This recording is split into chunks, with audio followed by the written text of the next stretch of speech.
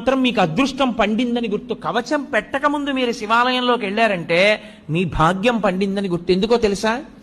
ఈ సమస్త ప్రపంచమునందు కేళి చేసే శివస్వరూపం దర్శనం అవ్వాలంటే నందీశ్వరుడికి ఆయన ఇలా ఉంటే మీకు ఎడం పక్కన నంది ఉండేటట్టుగా వచ్చి మీ ఎడం చేత్తో ఆయన యొక్క పృష్ఠభాగంలో అవయవాన్ని ఒక్క లిప్త కాలం పట్టుకోవాలి. కుడి చేతి బొటన వేలు చూపుడు వేలు శృంగముల మీద ఉంచాలి. ఉంచి వృషస్య వృషణం స్పృష్ట్వా శృంగమధ్యే శివాలయం దృష్ట్వా క్షణం నరోయాతి కైలాసే శివదర్శనం. ఇలా పెట్టి తర్వాత ఎడం చేత్తో పట్టుకుని ఒక్కసారి ఇలా నొక్కి వదిలేయాలి. అలా నొక్కి వదిలినప్పుడు ఆయన ఊపిరి అని ఆగుతుంది. ఆయన ఊపిరిలో సయ్యాటలాడుతూ ఉంటాడు ఊయలలో శివుడు. ఆ ఊయల ఆగుతుంది. ఆగిన